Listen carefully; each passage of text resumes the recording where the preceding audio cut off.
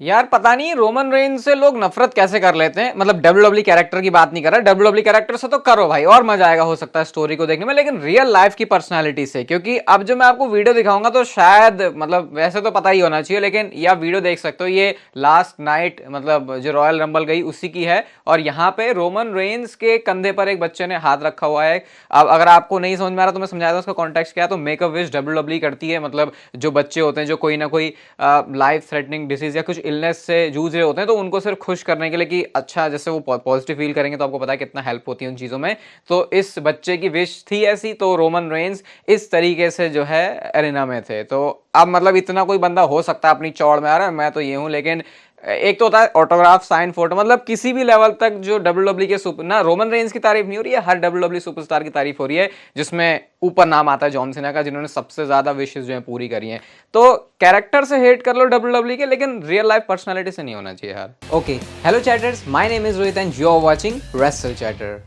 Welcome है guys आपका voice of wrestling के एपिसोड नंबर 322 में। और सबसे पहले हम शुरुआत करते हैं मेंस रॉयल रंबल मैच के विनर कोडी रोड्स से। और क्या कोडी रोड्स अपनी स्टोरी को फिनिश करने वाले, मतलब डन डनाडन डन डील हो चुकी है ये। अब आपको पता है डब्ल्यूडब्ल्यू पहले से ही रॉयल रंबल जब मैच हो रहा था तो बता रही थी कि कैसे हिस्ट्री में 3 ऐसे सुपरस्टार्स हैं जिन्होंने पहले लगातार 2 रॉयल रंबल जीती है। हल्क होगन की बात हो रही थी, शॉन माइकल्स की बात हो रही थी, स्टोन कोल्ड स्टीव ऑस्टिन की बात हो रही थी। लेकिन ये सारे रॉयल रंबल जो थे एडिशन वो 2000 से पहले के थे, 2000 के बाद कभी ऐसा नहीं हुआ। लेकिन इस बार कोडी रोड्स ने वो चीज कर दिखाई है। और इसके साथ साथ एक स्टैट ये भी है कि जो भी 2 बार लगातार रॉयल रंबल मैच जीते हैं, तो दूसरी बार जब उन्होंने रॉयल रंबल जीता तो उन्होंने अपनी स्टोरी को फिनिश ही किया रेसलमेनिया में। कोई भी एक भी सुपरस्टार, ना होगन, ना शॉन माइकल्स और ना ही स्टोन कोल्ड स्टीव ऑस्टिन कभी भी फेल हुए हैं। तीनों में से कोई फेल नहीं हुआ, सबने सक्सेसफुली जो काम है वो रेसलमेनिया के मेन इवेंट में किया है। तो इस हिसाब से क्या कोडी रोड्स भी रोमन रेंज को हराने वाले हैं? सबसे पहले तो आपको बताता हूं कि कोडी रोड्स और रोमन रेंज का मैच हो रहा है, बहुत ऑब्वियस है, अभी आपको थोड़ी देर में और बताऊंगा कैसे। लेकिन स्टैट तो ये भी है भाई कि सितंबर का वो महीना होगा इस साल का जब रोमन रेंस अगर चैंपियनशिप को वहां तक लेके चले जाते हैं तो वो होगन के रिकॉर्ड को पीछे छोड़ देंगे और होगन से भी वो ऊपर आ जाएंगे। तो स्टैट वाइज देखा जाए तो दोनों के पास एक बहुत बड़ा मुद्दा है कि क्यों वो जीतेंगे रेसलमेनिया में। कोडी रोड्स जीतेंगे, अपनी स्टोरी फिनिश करेंगे, या रोमन रेंस टाइटल को रिटेन करेंगे, इसके ऊपर पूरा डेडिकेटेड प्योर कोडी रोड्स और रोमन रेंज के मैच का एपिसोड असली अखाड़ा के ऊपर आ चुका है। तो डिस्क्रिप्शन जाके आप लोग सुनना भाई, मस्त आराम से पॉपकॉर्न लेके बैठना, healthy discussion hardcore wrestling fans के लिए, सब आपको वहां पे समझ में आ जाएगा। और बाकी धीरे धीरे अभी जो चीजें अनफोल्ड हो रही हैं तो उसके हिसाब से भी आपको पता चलेगा। तो लिंक डिस्क्रिप्शन में है, जाके सुन लेना। हम चलते हैं अपनी अगली स्टोरी की तरफ। और भाई सुन के हैरान हो जाओगे अब ये क्या हुआ। रॉयल रंबल के अंदर जो ब्रॉन ब्रेकर है उनकी परफॉर्मेंस कितनी ज्यादा खतरनाक थी वो आपको पता ही है। और इस खतरनाक परफॉर्मेंस के पीछे का जो रीजन है वो भी पता चला। ब्रॉक लेसनर और ओरिजिनली शेड्यूल थे इस रॉयल रंबल मैच के लिए, ब्रॉक लेसनर गए तो रिपोर्ट ये आई रेसलिंग ऑब्जर्वर रेडियो की तरफ से कि जो काम ब्रॉक लेसनर को करना था रॉयल रंबल में वो काम ब्रॉन ब्रेकर ने किया। और इसी वजह से हमने देखा कि ब्रॉन ब्रेकर इतने ज्यादा इंप्रेसिव लग रहे थे मेंस रॉयल रंबल मैच के अंदर। अब शायद आपके दिमाग में ये भी चल रहा होगा कि यार ब्रॉन ब्रेकर को एलिमिनेट किसने किया, डोमिनिक मिस्टीरियो ने एलिमिनेट किया। तो क्या वाकई में डोमिनिक मिस्टीरियो ब्रॉक लेसनर को एलिमिनेट करने वाले थे? क्योंकि अपने आप में शॉकिंग फैक्ट है। तो इससे भी बड़ा शॉकिंग फैक्ट आपके सिर पे मैं और फोड़ता हूं कि एलिमिनेशन चेंबर जो कि डब्ल्यूडब्ल्यू का नेक्स्ट प्रीमियम लाइव इवेंट है, वहां के लिए डब्ल्यूडब्ल्यू ने ओरिजिनली ब्रॉक लेसनर और डोमिनिक मिस्टीरियो के मैच को जो है सेटअप किया हुआ था कि ये जो मैच है वो उस प्रीमियम लाइव इवेंट में होने वाला है। भाई क्रेजी, डोमिनिक मिस्टीरियो की जो ग्रोथ है वो इतनी कमाल की। और इमेजिन ही कर रहा हूं मैं कि ब्रॉक लेसनर और डोमिनिक मिस्टीरियो का मैच हो रहा है। ब्रॉक लेसनर जो कि अब फैन फेवरेट हैं, मतलब जो उन्होंने रिसेंट में रन किया था, और डोमिनिक मिस्टीरियो को भाई बहुत ज्यादा हीट मिलती है। तो इस टाइप की फ्यूड और राइवलरी डब्ल्यूडब्ल्यू करने वाली थी। आपको पहले भी याद होगा ना, ब्रॉक लेसनर और डोमिनिक मिस्टीरियो उलझे थे, अपने बाप की वजह से डोमिनिक को आना पड़ा था वहां पर रे मिस्टीरियो की वजह से। लेकिन ये वो डोमिनिक मिस्टीरियो नहीं है जो पहले था। तो इतने क्रेजी प्लान्स थे डब्ल्यूडब्ल्यू के पास ब्रॉक लेसनर के लिए। और गाइस आज आपको एक गुड न्यूज और देता हूं कि शाम को एक और वीडियो आने वाली चैनल पर, बहुत इंपॉर्टेंट वीडियो है, तो उसके लिए भी स्टे ट्यून्ड। हम चलते हैं अपनी अगली स्टोरी की तरफ। और जॉन सीना ने अपने इंस्टाग्राम के ऊपर कोडी रोड्स की फोटो लगाई हुई है।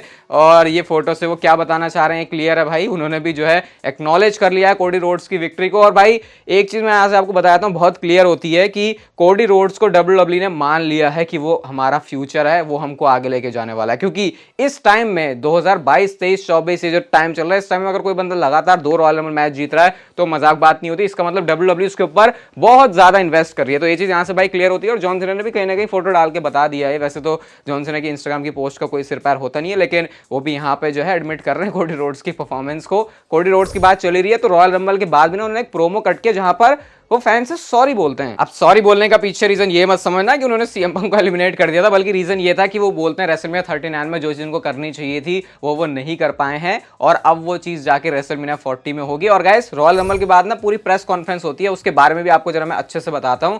सबसे पहले तो कोडी रोड्स से ना सब सवाल पूछ लिए वहां मीडिया वाले लोगों ने। इस बार मीडिया वाले लोग बहुत ज्यादा बोल्ड क्वेश्चंस पूछे थे, ऐसा लग नहीं रहा था कि कोई ज्यादा उनके लिए रेस्ट्रिक्शंस है। विंस के बारे में सीधा सीधा पूछ लिया, तो उन्होंने बोला कि देखो भाई जो ये चीज हुई है इसको सीरियसली लिया गया टीगो की तरफ से, और जो डिसीजन है जो विंस निकले कंपनी से वो भी सही था। और साथ में ये बोलते हैं कि अभी जो हमारे माहौल है ना बैक स्टेज वो बिल्कुल एक फैमिली की तरह है और सारे लोग टीम की तरह यूनाइट होकर काम करते हैं, तो पहले से मामला काफी अच्छा है। एंड फिर उनसे सीधा सवाल पूछ लिया कि क्या तुम रोमन रेंस को चैलेंज करने वाले हो। उन्होंने बोला कि मतलब क्योंकि उन्होंने बिल्कुल ऐसा ऑफिशियल करके नहीं बोला, सिर्फ साइन किया था, तो इसके बारे में उन्होंने बोला देखो रिस्पेक्ट है सेथ रॉलिंस के लिए उसकी वर्ल्ड हेवीवेट चैंपियनशिप के लिए, लेकिन भूला नहीं हूं मैं कि रेसलमेनिया 39 भी हुई थी और वहां पे क्या नहीं हुआ था जो कि हो जाना चाहिए था। वो कहते हैं देखो मुझे फर्क नहीं पड़ता कि वो जगह क्या है, आई डोंट केयर, वो रॉ है, एलिमिनेशन चेंबर है, समर स्लैम है, कहीं पर भी है, मुझे अपनी स्टोरी फिनिश करनी है जब तक WWE का 2K25 गेम आता है। उन्होंने थोड़े से फन वे में भी बोल दिया, तो मतलब क्लियरली बोला नहीं रोमन रेंस के बारे में अब तक, मतलब बोल ही दिया भाई। अब बस एक रॉ में आके प्रोमो कट कर देगा बंदा तो हो जाएगा मैच रेसलमेनिया के लिए official undisputed WWE universal championship के लिए। अगेन कोडी रोड्स के फेवर में बहुत सारी चीजें लग रही है, यहाँ पे कहना पड़ेगा कि वो शायद डीथ्रोन करने वाले, लेकिन उसके लिए एपिसोड जाके सुनना डिस्क्रिप्शन से और क्लैरिटी मिल जाएगी आपको उसके बारे में।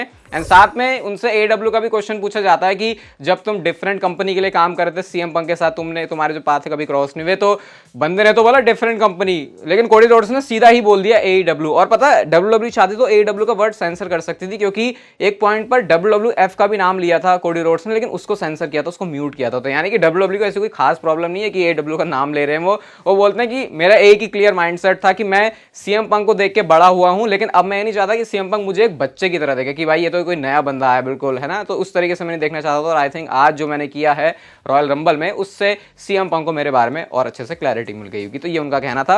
अब ट्रिपल एच में कुछ बहुत इंटरेस्टिंग चीजें बोली, ये मैं बोल रहा हूं ना आपको कि कोडी रोड्स जो है फ्यूचर है, तो कोडी रोड्स के बारे में खुद ही ट्रिपल एच ने बोला भाई फ्यूचर है वो। तो ये स्टेटमेंट जब खुद ट्रिपल एच की तरफ से निकल के आई है तो फिर तो भाई अब बोलने की ज्यादा जरूरत है नहीं इसके बारे में। एंड देन अगेन उनसे भी विंस मैकमैन का क्वेश्चन पूछा जाता है, तो ट्रिपल एच ने क्वेश्चंस को अवॉइड किया, जो कि बेस्ट चीज है मेरे ख्याल से। थोड़ा सा ऑकवर्ड भी लग रहा था कि यार ट्रिपल एच से ऐसे सवाल क्यों पूछ रहे रॉयल रंबल के बाद, लेकिन भाई जर्नलिस्ट है पूछने पड़ते हैं और ऐसे ही काम होता है। तो पूछा उनसे, तो उन्होंने बोला यार देखो हमारा जो हफ्ता है बहुत अच्छा रहा, नेटफ्लिक्स की डील हुई है, रॉक भी आया है बोर्ड ऑफ डायरेक्टर्स में, तो हम पॉजिटिव चीज़ों पे ज़्यादा फोकस कर रहे हैं इस समय। एंड उसके बाद आगे भी जब पूछते हैं और क्वेश्चन, तो सिंपली ट्रिपल एच ने यही बोला कि हम जो है रियल टाइम में जैसे तुमको चीज़ें पता चल रही थी ना, हमको भी वैसी पता चल रही थी, ऐसा नहीं था कि हमको पहले से कुछ पता है। तो ट्रिपल एच ने क्वेश्चन को जो इग्नोर किया। बाकी प्रेस कॉन्फ्रेंस जो है WWE का बहुत अच्छा फॉर्मेट मुझे लग रहा है, हर शो के बाद, हर बड़े शो के बाद जो WWE करती है, तो ऐसे कंटिन्यू रहना चाहिए आगे।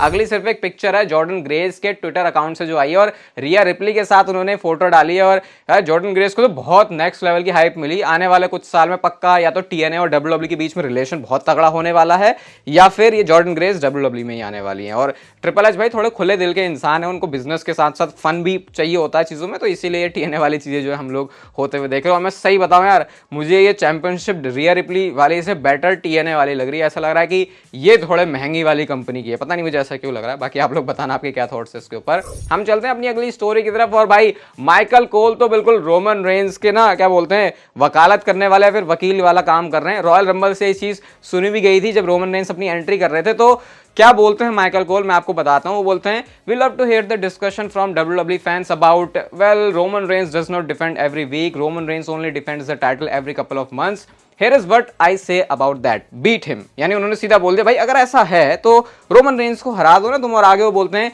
at the end of the day say what you want, complain about it doesn't matter because Roman Reigns is record setting 1245 days as WWE champion continues। यानी सिंपली माइकल कोल ने बोला यार रोना धोना बंद करो और इस बंदे को हराओ और आगे बढ़ो। अब देखते हैं क्या वो काम कोडी रोड्स करने वाले हैं, लेकिन माइकल कोल की कमेंट्री स्पेशली विंस मैकमैन के जाने के बाद से इतनी बढ़िया हुई है ना, वो चीज साफ पता लगती है। अगर आप बहुत टाइम पहले से प्रोडक्ट देख रहे हो और अब आप डिफरेंस देखोगे तो क्लियर है भाई। माइकल कोल जब फ्रीडम के साथ बोलते हैं, अब ये नहीं है कि सिर पे कोई बंदा बैठा भाई ये बैक से जाके चमाट मार देगा, वो उसको जो बोलना है वो बोलेगा। अरे क्या सीएम पंक के बारे में बैड न्यूज आ गई है क्या? तो चलो बैड न्यूज और गुड न्यूज दोनों सुनाता हूं आपको। जब रॉयल रंबल मैच चल रहा था तो उस टाइम पर भी एक चीज जो फैंस ने नोटिस करी यार कि सीएम पंक कुछ ज्यादा ही ऐसा लग रहा है एग्जॉस्टेड है, और उनको देख के लग रहा था कि वो फुल अपनी पोटेंशियल पे काम नहीं कर रहे। एंड देन उसके बाद वो अपने जो राइट आर्म है उसमें भी ऐसा पकड़ पकड़ के उसको दिखा रहे थे कि जैसे कि उनको दर्द हो रहा है। और जो उसके बाद क्लोजिंग शॉट भी था रॉयल रंबल का, वहां पर भी सीएम पंक ने अपनी एल्बो या अपने ट्राइसेप कहीं पे तो पकड़ा हुआ था।